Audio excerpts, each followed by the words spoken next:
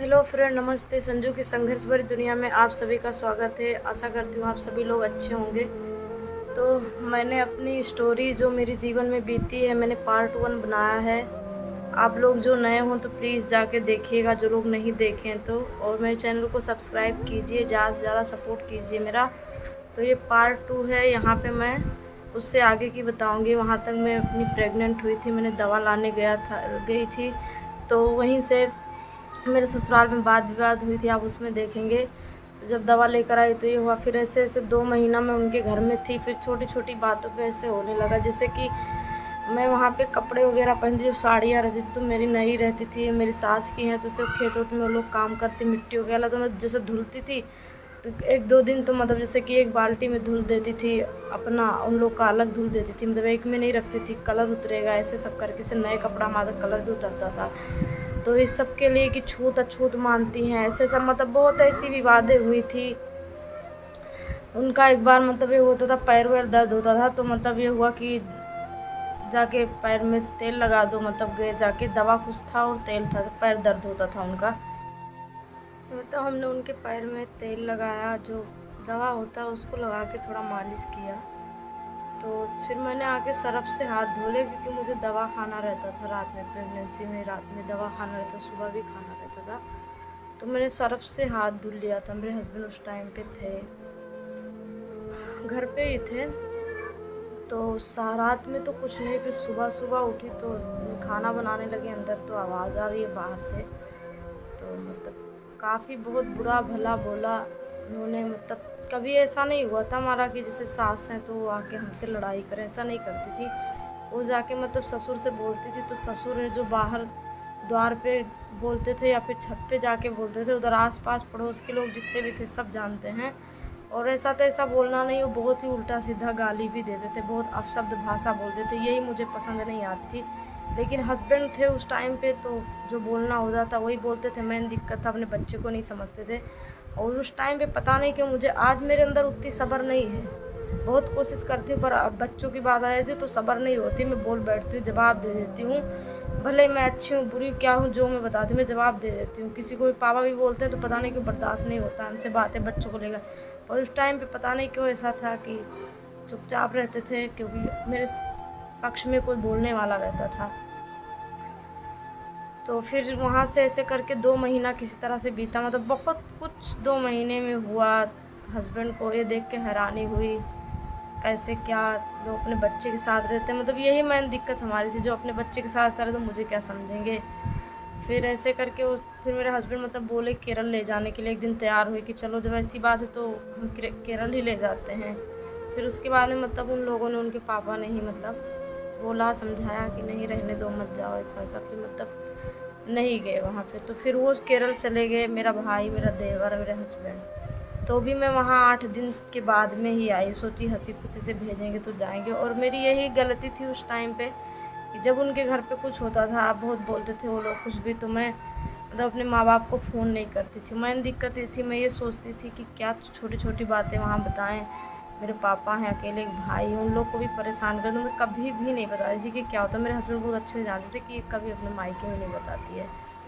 तो वहाँ से जब मैं फिर चली आई यहाँ पे, तो करीब आए हुए 7वां महीना मेरा प्रेगनेंसी का था जब मैं यहाँ पे पहुँची हूँ। उसके 3 महीना बाद, 2-3 महीना बाद डिलीवरी। तो उतना दिन तक कोई किसी ने फ़ोन ही नहीं किया मेरे पास। 1-2 बार मैंने हस्बैंड के फ़ोन से कॉन्फ्रेंस कर देते थे, उनकी मम्मी बात कर ली थी, उसके बाद किसी ने फ़ोन नहीं किया। तो जब फ़ोन नहीं करते तो मेरे मन में मतलब दूरियाँ बढ़ती गई। सोचती थी कैसे क्या है भाई, नहीं वो रहता था। बहनें हैं, कोई नहीं फ़ोन करती थी।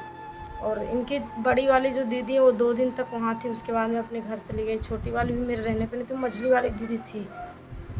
और हम बहुत कुछ उन्होंने भी किया है, मेरा क्या अपने भाई के साथ ही क्या बोले, जो जिसको समझ में। लेकिन आज तो समाज है कि कोई अपने भाई के साथ कर सकता है, कोई अपने, हाँ कर सकते हैं। क्योंकि जब एक बेटी अपने बाप के साथ उल्टा सीधा बोल सकती है, एक बाप अपने बेटी को बोल सकता है, तो फिर भाई बहन भी बोल सकते हैं। दुनिया बहुत अजीब हो गई है। मैं नहीं बोलती कि मैं किसी को नहीं बोलती हूँ, ऐसी बात नहीं है। फिर वहाँ से मैं जब यहाँ चली आई तो किसी ने कुछ नहीं। फिर लास्ट टाइम डिलीवरी के टाइम पे मेरे ससुर ने फ़ोन किया तो बोले भेज दो। फिर मेरे हस्बैंड वहाँ पे थे तो उन्होंने बोला कि पापा से कि वहाँ व्यवस्थाएं नहीं है, आउट एरिया में गांव है, और फिर इनके घर का रवैया ऐसा था, मत भेजना मेरे पापा से। तो फिर पापा बोले कि नहीं, जब डिलीवरी हो जाएगी तो ले जाना। तो फिर उसके बाद में मेरे हस्बैंड बोले नहीं, वो लोग फिर मतलब पछता रहे हैं, बोले नहीं भेज दो, हम लोग की बेइज्जती होगी। तो फिर मेरा मन किया, मेरी माँ थी, मैं थी कि अच्छा चले जाए। फिर मैंने पापा से बोला तो मेरे पापा नाराज़ हो गए, मतलब बात करना बंद ही, बोले जाओ, हमसे क्या मतलब है, ऐसे वैसे करके। तो फिर मैंने हस्बैंड से बोला ऐसा ऐसा बोले। मेरे हस्बैंड बोले एक काम करो, रहने दो, कोई ज़रूरी नहीं है कि किसी की वजह से कोई नाराज़ हो, रहो, वहाँ पर व्यवस्थाएं भी नहीं, मैं आ भी नहीं पाऊँगा। तो फिर मैं यहीं पर थी, गई नहीं वहाँ पे।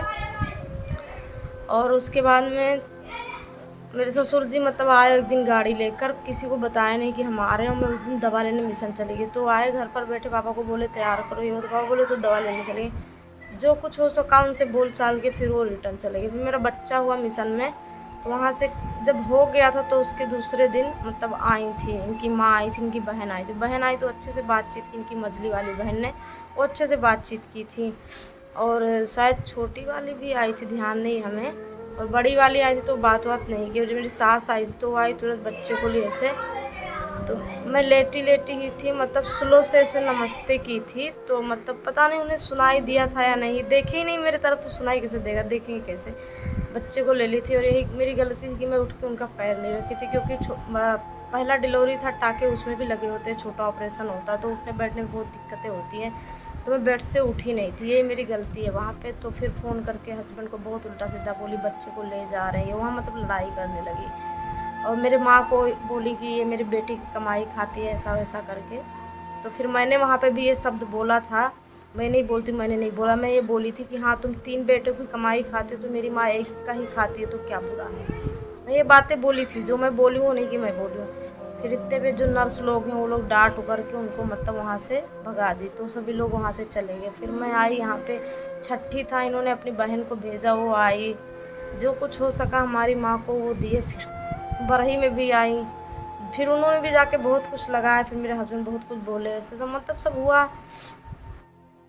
फिर होते करते बीत गया 4 महीना, मेरा विराट 4 महीने का था। तो हमारे यहाँ सकट चतुर्थी होती है, बच्चे के लिए उपवास रखते। तो मेरे हस्बैंड फ़ोन किए, बोले तुम घर चली जाओ वहाँ पे। तो हम बोले तुम आ नहीं रहे हो वहाँ पे, हम कैसे जाएं, किसके साथ जाएं, कोई जब लेने घर से नहीं आ रहा है तो हम कैसे अपने मन का चले जाएं। फिर भी मेरी माँ वो बोले कि नहीं तुम तैयार हो तो हम भेजें अपने पापा को, पहले वहाँ से तो बोलो। तो मेरी मम्मी ने मतलब मन बना लिया कि हाँ पहला वो है, जाके अपने घर पे ही करो। लेकिन फिर बात पड़ी मेरे पापा की। मेरे पापा जब इनको पता चला तो ये क्या काम किए, बात करना ही बंद कर दिया हम लोगों से। फिर मैंने ये बात अपने हस्बैंड को बताई, ऐसी ऐसी बात है। तो उन्होंने बोला रहने दो, जब ऐसी बात है तो कोई ज़रूरी नहीं कि कोई गुस्सा हो, वो लोग तो वैसे ही गुस्सा रहते हैं, ये भी गुस्सा हो जाएंगे, रहने दो मत जाओ। फिर मैंने यहीं पे पूछ लिया ये चीज़ें। फिर उसके 2-3 दिन के ठीक है, मतलब 4-5 दिन के बाद ही कुछ ऐसी बातें हुई थी उस बीच में, वो अभी मैं यहाँ नहीं बताऊँगी, बाद में बताएंगे वो चीज़ें। तो फिर मेरे हस्बैंड आ गए थे केरल से और मुझे लेकर गए थे। मैं गई वहाँ 10 दिन थी। 10 दिन थी तो वहाँ पे ये था कि मैं यहाँ से कुछ लेकर नहीं गई थी। मैं खुद बोली थी मम्मी से, इतना सब कुछ देते हो फिर भी ताने मिलते हो, तो रहने दो, अब की बार हम कुछ नहीं ले जाएंगे।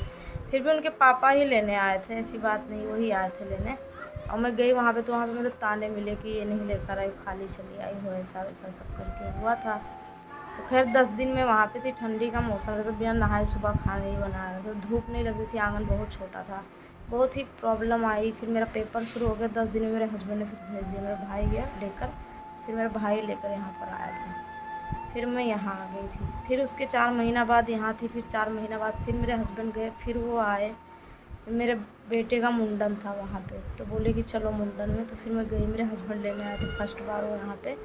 तो हम मुंडन में मतलब गए थे वहाँ पे। फिर मुंडन में गए तो वहाँ पे ऐसा हुआ कि वो मुंडन था या काल था, मुंडन हो गया, उसके बाद में मेरे मायके से कोई नहीं गया था, क्योंकि मतलब कार्ड ही नहीं भिजवाए थे तो कोई गया भी नहीं था।